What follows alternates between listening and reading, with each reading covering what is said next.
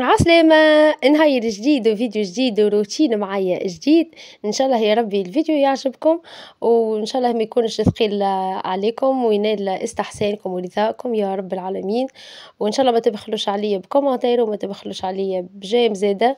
صدقوني كيف نقرا كومنتير نفرح على الاخر، سما في ان غران بليزير. رغمون شكون يكتب لي كومنتير وصدقوني نفرح بيه ما تتصوروش. كيف ما تشوفوا كالعادة والعوايد القضية ما توفاش في الدار.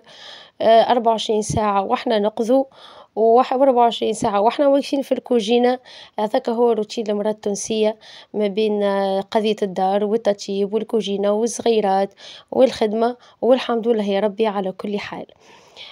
عندي حوايج لهنا قُلت خلينا نرتاح عليهم هُما أول حكاية. نتهنى عليهم نطويهم ويشدوا بلاصتهم، على خاطر وقت اللي تبدا حوايج مكركبة كيف هكاكا نحس اللي الدار الكل داخلة بعضها. ماذا بيا دوب ما نهبطهم نطويهم. كي نبدا مانيش باش نطويهم بالوقت صدقوني ما نحيهمش من الشريط. نخليهم نقول لا كي سي معناها ديريكتومون باش نطويهم ويشدوا بلاصتهم. بالنسبة للترجيع الحق متاع ربي مرتاحة.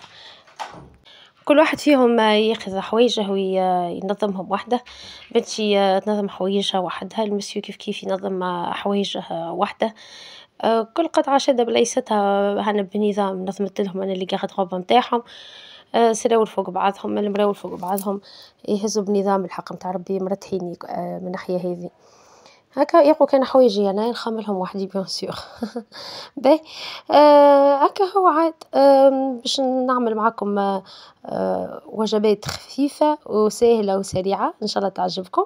باش ندخلوا دونك للكوجينة، الكوجينة هاذيك ما تغيبش علينا، يلزم ما فماش روتين من غير ما ندخلوا فيه الكوجينة. ما حبيتش نثقل عليكم ياسر في الكوجينة، غسيل الماعون وترتيب برشا جوست عملت معاكم دي غوسيت. اي فوالا. قاعدة نتفرج هنا على التلفزة. نرتاح شوية نطبق حوايجي في عقلي وبعد نمشي نشوف شنو اللي ورايا. امس ما عملت لكمش روتين والله قداش حبيت اني باش نعمل لكم روتين. الله غالب. نخدم ما لقيتش وقت. خاطر بالحق راهو الفيديو يشد وقت ومش كيف ما نصور معاكم وانا نحضر في حاجة كيما وحدي.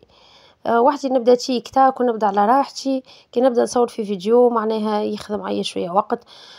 دونك الحقيقة متاع ربي ما لقيتش وقت.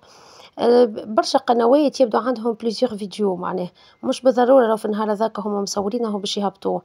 أنا بريسك معناها يوميا نفس الروتين هو بيده اللي يتصور في نفس النهار، هو بيده اللي يهبط لكم فرد نهار، ما فماش ديكالاج. دونك هذاك علاش بالنسبة لي أنا نتعب.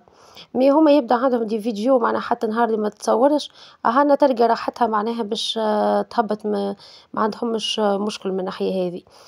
الحسيب الحمد لله يا ربي إن شاء الله بالوقت يولي حتى أنا هكاك عندي برشا فيديوهات وما يبقاش فما ديكالاج في القناة معناها نهار يهبط فيديو روتين ونهار لا.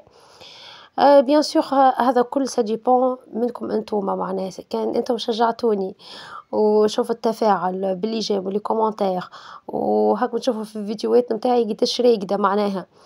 أما ريتو يقول لك دوام ينقب رخام. بوتيتر معناها بالمواظبة وكل شيء إن شاء الله يا ربي القناة تترى وإن شاء الله الفيديوهات يتشافوا وإن شاء الله ينتشروا وما ينتشروش راهم كيبدا فماش دي جي وفماش دي كومنتير فماش تعليقات الفيديو ما يطلعش ما يظهرش للعباد. معناها يولي معناها كأنه ما عندهش فايدة ماهوش امبورطون دونك اليوتيوب ما فماش علاش باش ينشره. فوالا.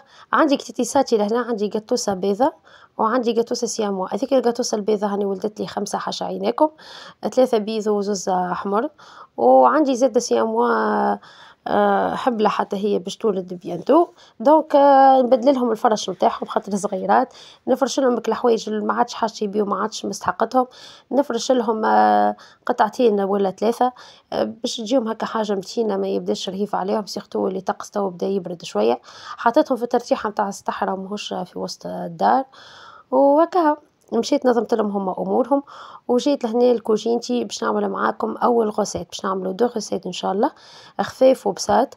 أول غوسيت باش ناخذها اللي هي خبز محشي باش نطيبوه عالطاجين. طريقة مختلفة شوية نتصوركم ماكمش مستانسين بيها. بالنسبة لنوعية تاع الخبز هذي عادةً نعرفوها على الخبز متبّك، أما أنا في فاميلتي ما ناكلوش الشحم. دونك ما نعملش الخبز متبّك خاطر vu اللي هو فيه شحم. وفما اللي يحط فيه سكالوب وأنا واحدة من الناس ديما نحط فيه سكالوب، على خاطر كيف ما قُلت لكم ما ياكلوش شحم. مي المرة هذي حبيت نعمله بطريقة un peu différente. دونك خذيت الفرينة باش نعمله كان بالفرينة أكاهو، اللي هو normalement راهو يجي بسميد الأرطب. حبيت نعمله بالفرينة. غُسيت جات ناشفة على اللخر والبا جات ولا أروع. دونك خذيت الفرينة غربلتها بالكدا، باكو هذاك كيلو نقص منها طريف أبان، معناها نجمو نعتبروه كيلو خاطر حفنة ناقصة منها مش حاجة كبيرة.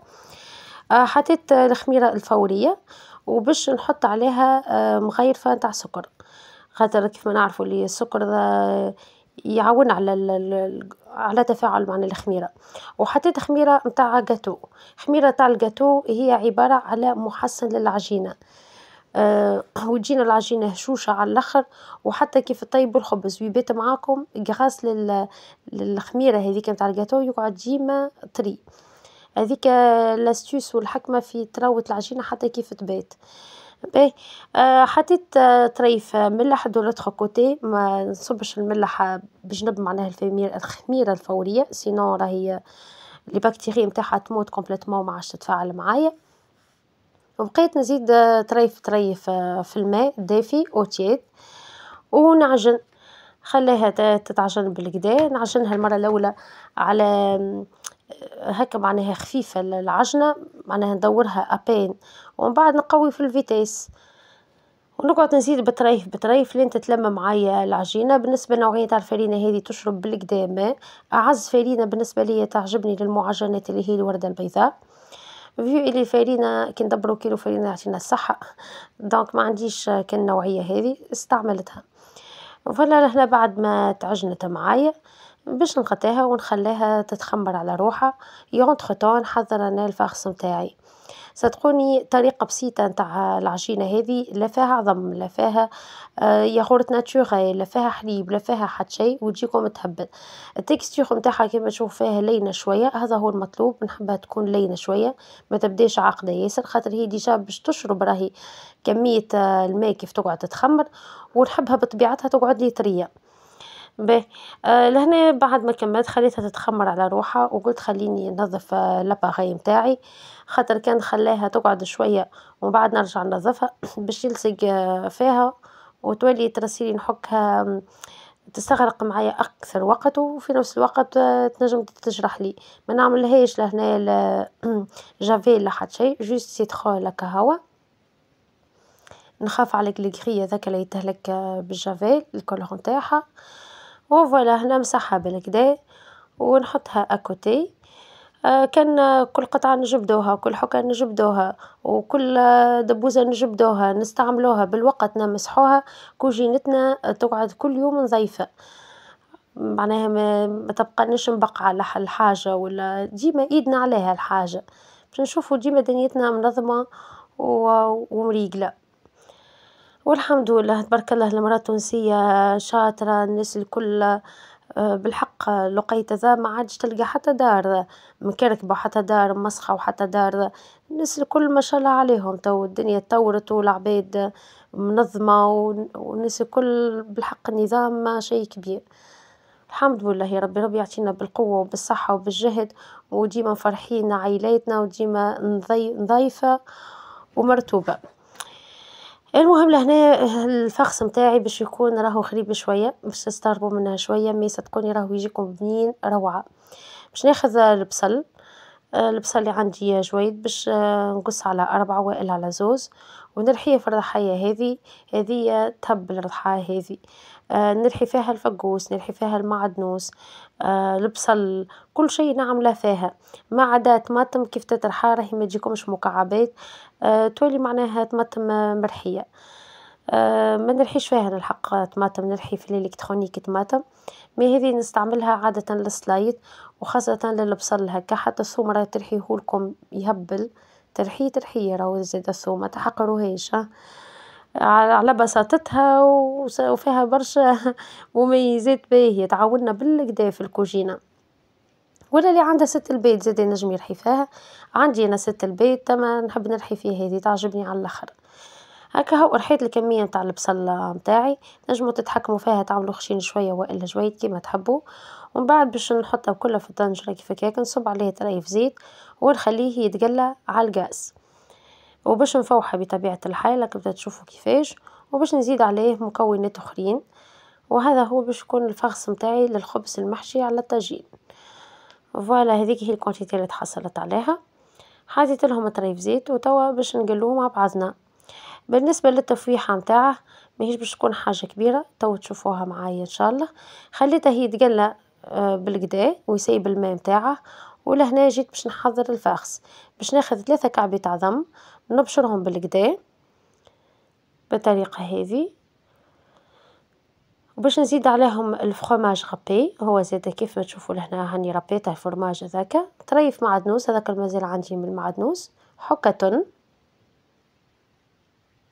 وباش نحركهم بالكدا.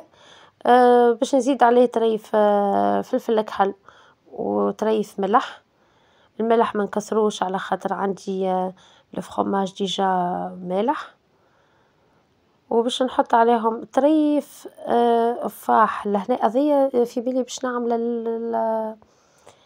للبصلة، أي للبصلة ذي طريف فلفل أحمر أو أبين على راس المغرفة هزيت، ولا للبصلة ذي طريف فاح وطريف كركم وطريف فلفل أكحل وطريف ملح وطريف ثوم، معناها على راس المغرفة كل شيء هزيته، وحطيت مغرفة زاد صغيرة تاع طماطم كونسونطخي، وباش نقليهم كله مع بعضهم.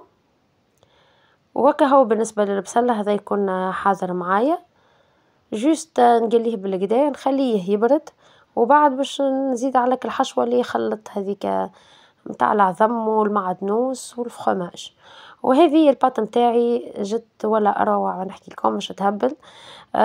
فشيتها هكا رجعتها لحجمها الإنيسيال، وباش نعمل كرات هكا صغار شوفوا كيفاش تطرى معايا. أنا نحبها هكا كنت نجم نزيدها راهو طريف فرينة ونخليها تزيد تتعجن، مي أنا حبيتها هكا تكون طرية القوام هذا هو اللي حاجتي بيه. عملتهم كرات هكا صغيرين باش نزيد نخليهم يرتاحوا هكا شوية، وبعد باش نبدا ناخذ الكعبة الأولى اللي كعبرتها هي ديما اللي نبدا بها، لأن جوني كبار شوية حبيت نزيد نقص منهم خاطر باش نعملهم أنصاف مانيش باش نعملهم خبزة كاملة، دونك زدت نقصت منهم طريف، وكل مرة نصب عليهم طرف فرينة. نفس العجينة هذه تنجموا تستعملوها للملاوي، إنه فايدة ما عندكمش سميد، هو عادة الملاوي نعملو لها نص سميد ونص فرينة، بالنسبة ليا نعمل هكاكا مثل نعمل كيلتين سميد ونعمل كيلة فرينة بالنسبة للملاوي. لهنا عملتها فرينة صافي، فوالا نكملو نكعبروهم هكاكا بالكدا نخلوهم يزيدو يرتاحوا شوية، تنجموا تغطوهم بسلفيتة باش ما تشيح لكمش الكعبة، مي في اللي أنا عملتهم طريين على الآخر وعملت فوقهم ضرب فرينة ماهمش باش يشيحوا معايا سيرتو اللي باش نخدمهم بالوقت، مانيش باش نخليهم يرتاحوا برشا، وتيك تاك باش نبدا نخدم فيهم. لهنا كملت العجينة متاعي الكل، جوني 6 7 8 9 كعبات تبارك الله، بشوية 6 8 كعبات لا 9. باهي بالنسبة لكم انتم تنجموا تعملوهم حتى أكثر، هي تصغروا في الكعب عملتهم كبار شوية أنا يتسموا تولي تجيكم أقل. لهنا بعد ما برد معايا الحشو متاع البصل باش نخلطه معاك الفاخس هذاك الكل، وباش نبدا نحل بالكعيبة ونحشيهم ونحطهم يطيبوا على الطاجين. ما ياخذوش معنا وقت يعني معناها حلينا الكعبة واحد تيك تاك تطيب، عطيك يبدا برك الطاجين بتاعك ديجا سخون فيسع ما ياخذوش معاك وقت. العجينة لهنا طرية صدقوني حتى كيف يبيت يقعد طري ما شاء الله، ما نحكي لكمش على روعة الباط على بساطتها على مكوناتها البسيطة تجيكم تهبل. هكا هاني قاعدة نحل لهنا، هذه أول كعبة باش نحلها وباش نحط هكا الفاغس، وبعد باش نسكرها على زوز ونحطها تطيب، باش نخلي في الاخر كعبتين باش نعملهم شايحين، معناها كعبتين خبز نطيبهم شايحين. بنتي والمسيو ديما يحبوا ياكلوه شايح الخبز معناها خبزة عادية، اما بعد زدتها طريف زيت وطيبتها اون ديغي معناها ملاوي عملتها. يجو زادا بنان يهبلوا، ينجموا يجوا حتى لفطور الصباح هكا، تنجموا تعملوا كونتيتي كبيرة وتخلوا منها كيف ما غدوة عجينة هكا، كيف ما غدوة طيبوها حتى فطور الصباح تجيكم بنينة على اللخر. وهاني فكرة متاع فطور الصباح. فوالا هذه الكعبة الثانية زادا كيف كيف حليتها، وباش نحط لها الفخص متاعها ونحطها بجنب أختها أطيب. وتنجموا تحضروهم الكعبات الكل وتغطوهم حتى بسرفيتة باش ما يشوحوش من الفوق.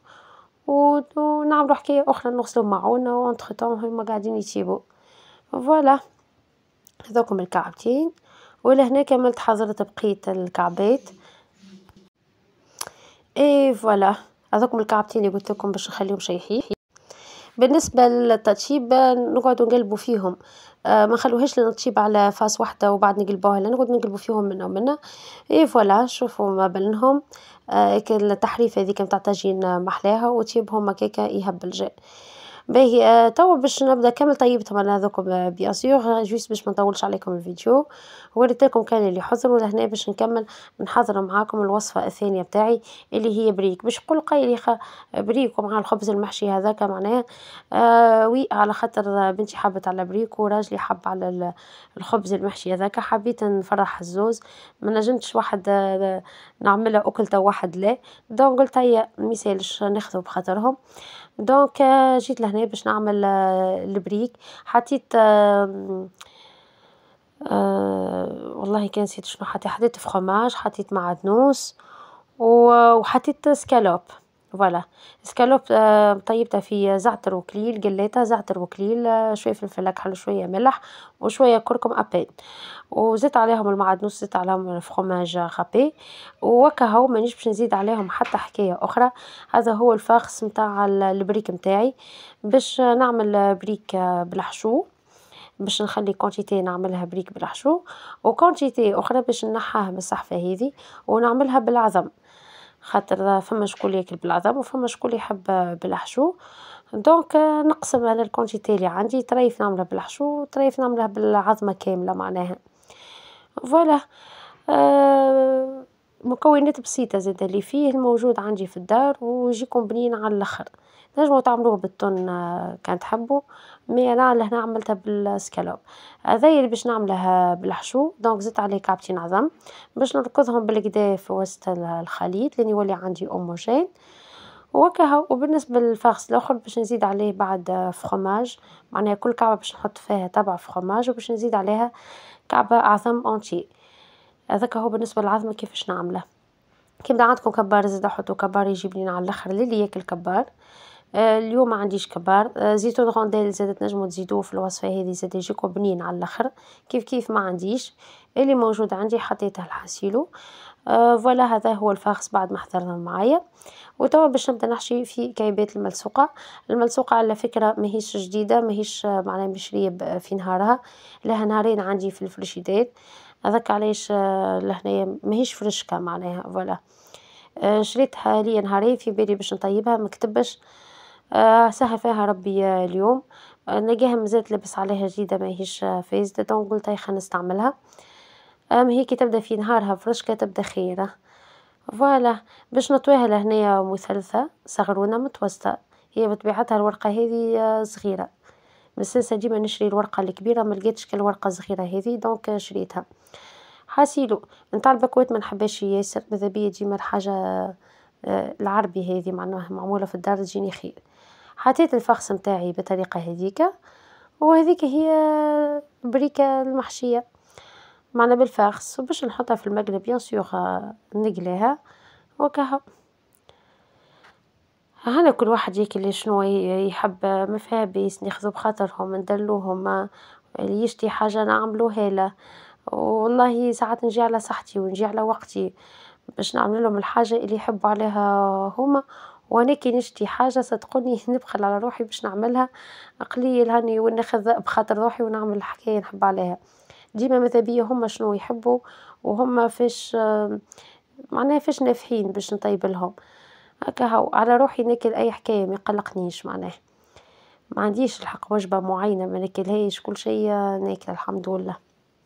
هما لا، هما عندهم حاجات ياكلوها وحاجات ما ياكلوهاش، انا ناخذ بخاطرهم مش باش نعملوا لهم. هكا هو الكونتيتي هذه حسيلو باش طيح لي بالباهي، خاطر الكعبات ديجا لهنا عملتهم صغيرين، وأنا نحب كعبة البريك تبدا متحفنة. فوالا عندي 12 كعبة هنا تعمل سوقة، مانيش باش نعمل 12 كعبة، باش نعمل كونتيتي، والبقية باش يقعد ديجا اللي باش يقعد ورقات معناها مقطعين مانيش باش نستعملهم. الورقة تبدا مقطعة ياسر معناها مانيش باش نستعملها كومبليتمون، راني ماذا بيا ناخذ كالكعبات المريقلين هكا. نطووهم نجمو نشرو دافونس معناها البريك ونطووه كيف هكا في الفريشيدير ونخلوه، ما نخلوش وقت طويل على خاطر هو بطبيعته يفسد البريك كيف يقعد برشا في الفريشيدير، يولي كل مستخضر هكا من الفوق يكون بكتيريا معناه. فوالا نكمل نحشي الكعبات نتاعي ونقليهم، وبعد نتعدى باش نعمل البريك بالواحد بالعظمة. بالنسبة لي أنا كلهم الزوز ما يقلقنيش، بالعظمة بالحشو كيف عندي ما فما حتى فرق. فوالا أنا نقلوهم لهنايا، الزيت متاعي سخون كيما تشوفوا فيه. اي فوالا شفتهم احلاهم ومزيانهم متحفنين يهبلوا منظرهم باهي. حاسيلو البنات ماذا بيا يا البنات كان وصلتوا للحظة هذه متاع الفيديو، وصلتوا اللقطة هذه، بجاه ربي اعملوا لي جيم، ادعموني، اكتبوا لي دي كومنتير. راني نفرح برشا صدقوني والله العظيم نفرح كيف نرى كومنتير من عندكم، خاطر نبذل مجهود ونصور وياخذ وقت وياخذ مجهود وياخذ تعب، وبعد ما نلقاش حتى جيم وحتى كومنتير نعمل شوت. باهي لهنايا باش نحط كعبة تبع جبن، وباش نحط عظمة في الوسط، هذا هو بالنسبة للعظمة بريكة بالعظمة. فوالا باش نعملها نص هذه ماهيش مثلثة، على خاطر كعبة الملصوقة لهنا صغيرة معايا، وقت كان باش نطويها باش تولي صغيرة ياسر وتخرج لي كعبة العظم، دونك هذاك علاش ما حبيتش نطويها، خليتها بالفاسون تراديسيونيل مستانسين بها. ولهنا بعد ما كملت قليتهم الكل نودكم ولا نشهيكم، منظرهم ديجا يشهي، يجي بنين ياسر بسكالوب راهو البريك. وفما شكون يحبها كان بالتن، لهنا أذواق واختيارات، حتى دي ترانش متاع قارص. اي فوالا وهذوما كعبات الاخرين زيد عملتهم بالعظمة، كونتيتي كبيرة ماهيش باش تاكل الكل، دونك لفيتهم لهنا في بابي ألمنيوم وخليت كلي باش ناكلوه. فوالا هاني كي يستحقوا يحبوا يجبدوا على رواحهم يجبدوا. دونك عملت 4 كعبات بالعظم، والبقية عملتهم معناها بالحشو. اي فوالا ان شاء الله يا رب الفيديو يكون عجبكم